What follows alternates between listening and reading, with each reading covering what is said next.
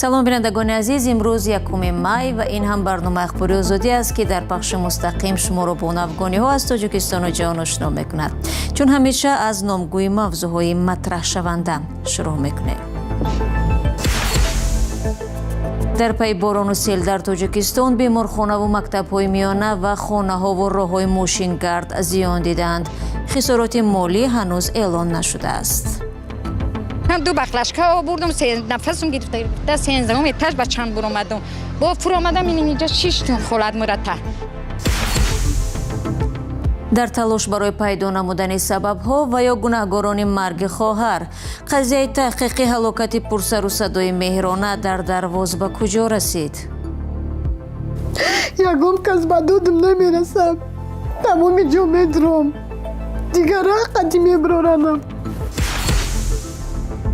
ва зиндагии талхи беҷо шудагони ғаза талхтар мешавад. мушу ҳашарот дар хаймаҳои онҳо панд шудаву бемориҳои сироятиро низ доман заданд.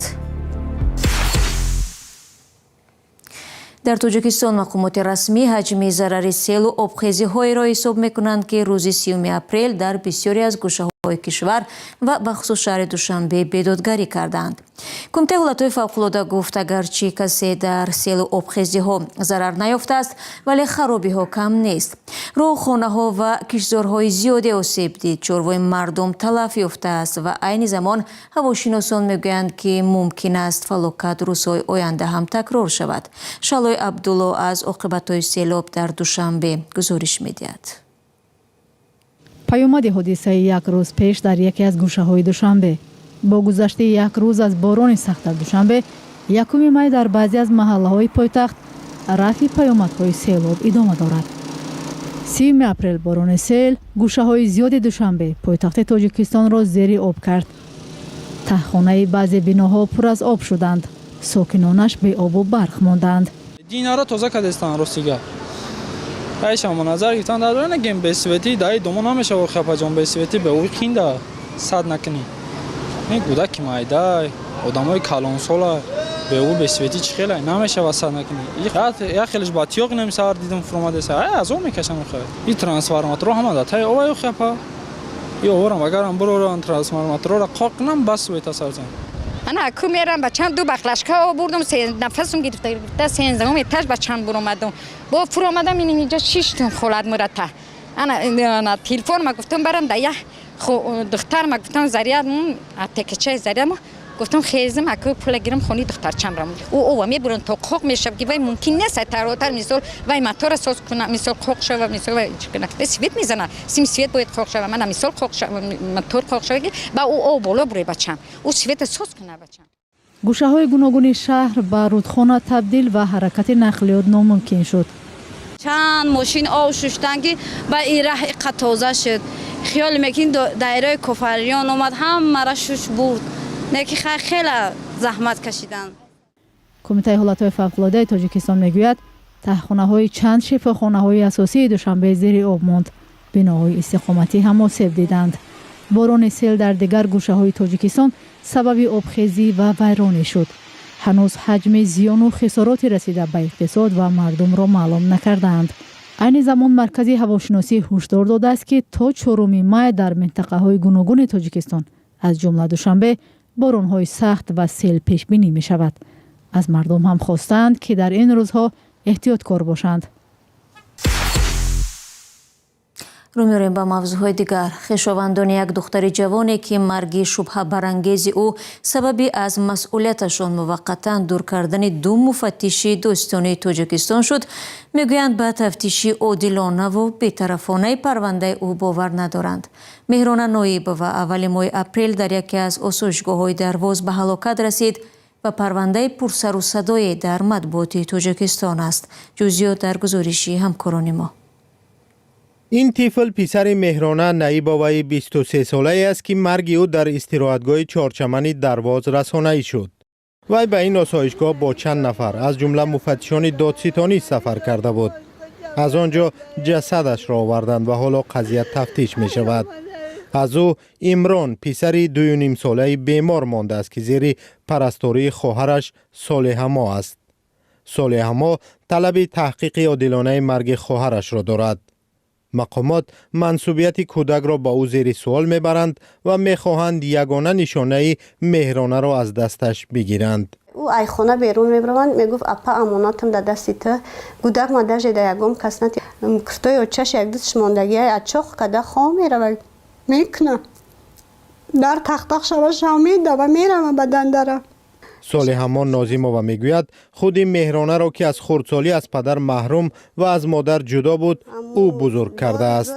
به نقل او خواهرش شبانه در یک طربخانه شهر چون رقاصه کار میکرد و تلاش طبابت پسرش را داشت. او 2 بار شوهر کرده و جدا شده است. به ایده‌های صالح اما وقت‌های اخیر مهرانه با دادستان فیروز سیدزاده رابطه داشت و به استراحتگاه درواز هم با دعوت او و همراه با چند دختر دیگر رفته بود. خواهر ما بردگی سیدزاده فیروز این پیش خونه زنگ زدگی اومدگی بردگی هن. روزی امو رفتن با ره در برامدگی بود زنگم زد گفت که اپا ما امو درواز رفتستم میشینم گشته میام بچهش مزش نبود. ما گفتم که نره بچت کساله گفت که اپا میرم میام قطعی همی فلان آدمم.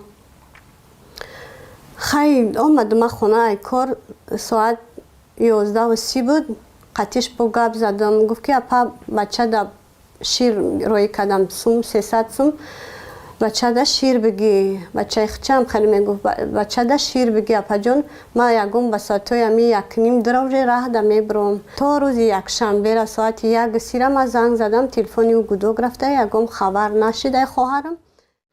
روز دیگر 5 اپریل از دادستانی درواز به نزدیکانش خبر دادند که گویا مهرانه 23 ساله خود را به دریا پرتافته و ناپدید شده است. 7 اپریل خبر رسید که پیکر او پیدا شده است. با گذشت 20 روز از مرگ مرموز مهرانه مقامات حادثه را شرح ندادند. با گفته یک منبع آزادی در مقامات تفتیشاتی دادستانی کل حادثه را همچون خودکشی تحقیق دارد. نزدیکان مهرانه میگویند به تحقیق عادلانه حادثه شبهه دارند و اصل واقعه پنهان شده است. صالح ماه میگوید به خودکشی خواهرش باور ندارد. یکم کس به دودم نمیرسم تمامی جا میدرم دیگر قدی میبرارنم. با گفته این مصاحب ما تلاش او برای ملاقات با مفتشان فیروز سیدزاده و دولت عربزاده و شخصان دیگری که در درواز با مهرانه بودند بی نتیجه بود. با اطلاع منبع‌های رادیو آزادی در مقامات تفتیشاتی این 2 مفتش دادستان کل در این پرونده همچون شاهد ثبت و موقتا از مسئولیتشان دور کرده شدند. نظری آنها در این رابطه دسترس نیست. چی طور شناس شدن مهرانه با دادستان ها هم معلوم نیست.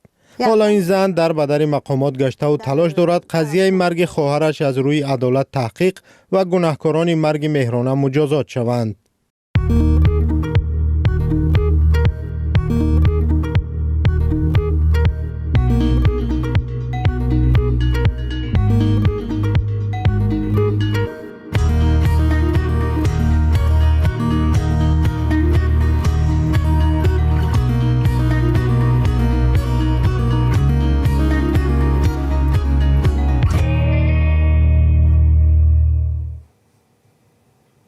شما برنامه اخباری رادیو آزادی را تماشا دارید. توم تیلی سناتور جمهوری خواه از ایالت کارولینای شمالی در یک مصاحبه اختصاصی با رادیو آزادی گفت جنگ در اوکراین و ایران بیانگر نیزای گسترده‌تر میان جهان دموکراتی و جهان خودکامگان است. او تاکید نمود ولادیمیر پوتین رئیس جمهوری روسیه در اهداف ژئوپلیتیکی خود فراتر از اوکراین را در نظر دارد، اما افزود که تمرکز بیشتر آمریکا با اوکراین میتواند به این جنگ پایان دهد. سناتور تیلیس در ادامه صحبتش چنین ذکر کرد. من احساس میکنم پوتین تلاش دارد وانمود سازد که گویا میتواند دوست امریکا باشد و یا با ما همزیستی هماهنگی داشته باشد، اما در واقع چنین اندیشه‌ای را در سر ندارد. او میخواهد هر گونه نفوذ ایالات متحده را از اروپا از خاورمیانه از بین برد. من یک چیز گفتم و فکر میکنم بعضی ها را به حیرت آورد. از بعض جهت پوتین مثل قاسم سلیمانی است. او برای مرگ امریکایی ها مسئول است. تنها شماره فرق میکند. سلیمانی را با آن متهم کردند که در مرگ صدها نظامی امریکایی دست دارد. هیچ شکی نیست که دست ولادیمیر پوتین به خون نظامیان امریکایی آلوده است، از جمله توسط گروه‌های نیابتی، همکاری با ایران و توسط کاری زرخریدانش. том Тилис ҳамчунин ба радио Озодӣ гуфт, кишварҳои демократӣ бояд таҳдидҳоро амиқтар дарк кунанд.